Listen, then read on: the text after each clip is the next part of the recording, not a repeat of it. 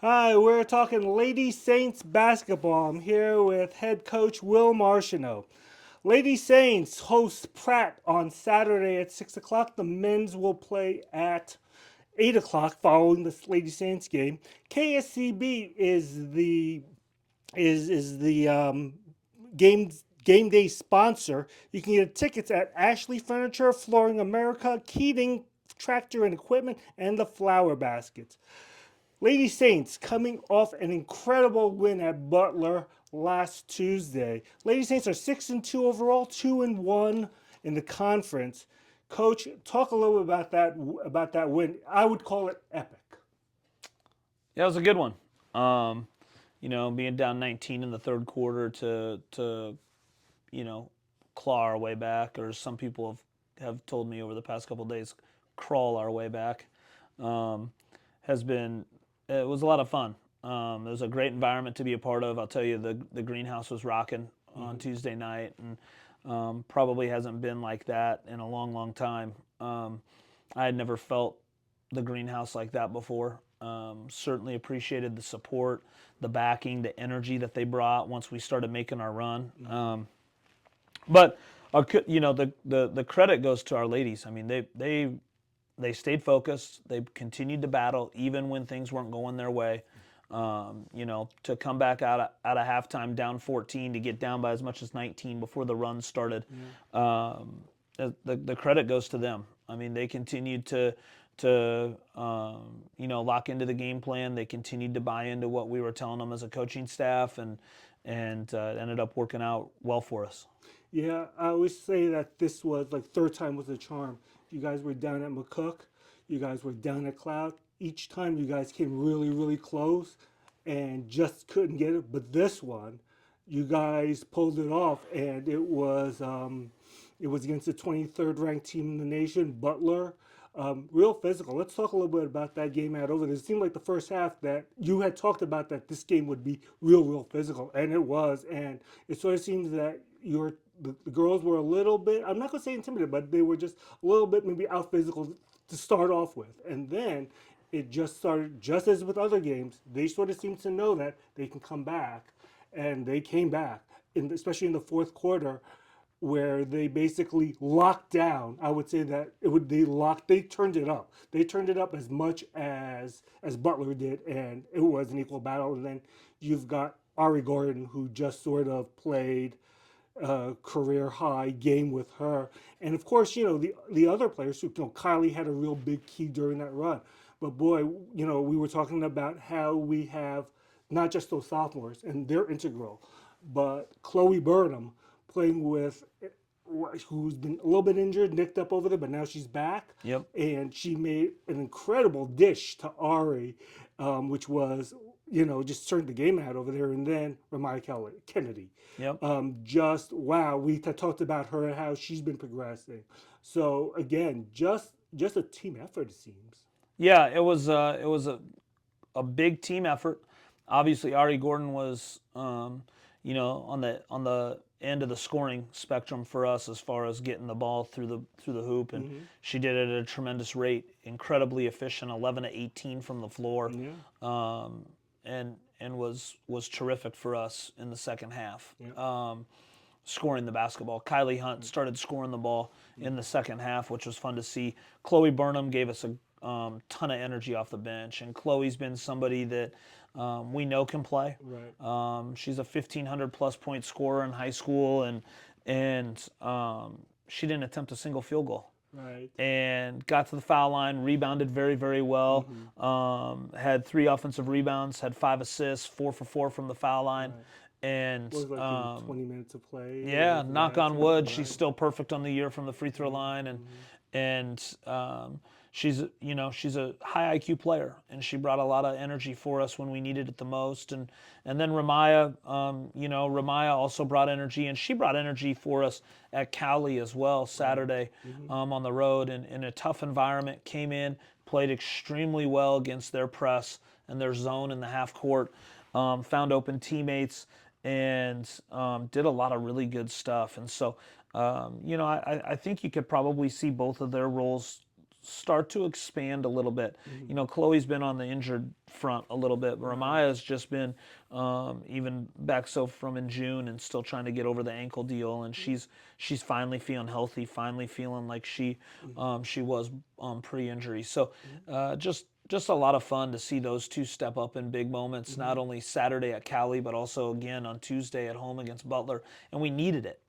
We needed the energy, and we needed high effort plays, and both of them brought them. And you know, you talk about Ramaya's threes, you talk about her free throws at the end, but what about the rebound and over the back call that she drew in the fourth quarter on a push by Butler?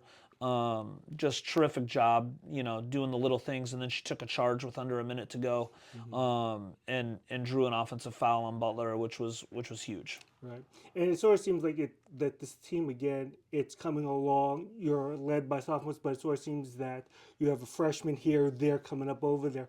It's sort of coming kind of slowly together, but that's how a season goes, right? Yep. And it would be nice to have, like, you know, like 12 sophomores all rolling, but it doesn't happen that way. And JUCO does it. No, and you know, if you tried to put 12 sophomores on a team, it'd be really, really hard because they're all kind of in this mode of trying to figure out where they're going next and still trying to play college basketball at a high and efficient level. And so we feel like we've got a great balance and mix of sophomores and freshmen, and we feel great about both classes. And so for us, it's just, you know, about finding the right lineups every night that are going to help bring the energy that we need. And so what we feel comfortable doing is we feel comfortable putting people in spots and seeing what they can provide. And if they do on a certain night, great. If they don't, we go to the next person. That's okay too. Right. You know, it's always next person up, right? And that's always how you're hoping that you've got players who can step up. And like I said, every night it could be, you know, Chloe one night, but also could be Avery Marchino over there, or Trinity Holmes. And it's all, and we've seen that. We've seen them step up out over there. So it just all depends on the night, right? Absolutely. It just depends on the evening, what we need in the moment. And, you know, we're not afraid to search for it. And, you know, I think there's some coaches out there that are looking at people that they've just kind of picked and determined in practice that that's their rotation and that's what they're going with. We feel really, really comfortable with our entire roster. And so for us, it's just about finding the right mixture and the right potion, if you want to call it that, and figure out where we're at. And it's going to vary from night to night based on, you know, who we're playing. Yep. Okay, let's talk a little bit about Pratt. You host them on Saturday, 6 o'clock. Last year, really good contest out of. You played them. You won all 3 games. You beat them twice in the regular season, once in the first round of the playoffs, and they were all close games.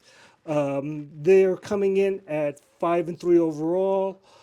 0-1 in the conference play. They were beaten pretty badly by Butler, and then they won against Lamar. Yep.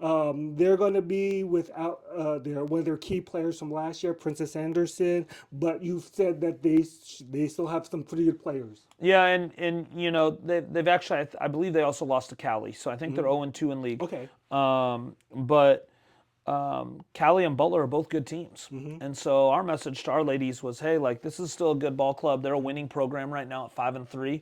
And so, you know, whether they have Princess Anderson or not, that's not the point. And so the Stanford kid is, I don't know if she's been hurt or whatever the case is, she's missed the past couple games. We're expecting her to play tomorrow. She's probably their best player.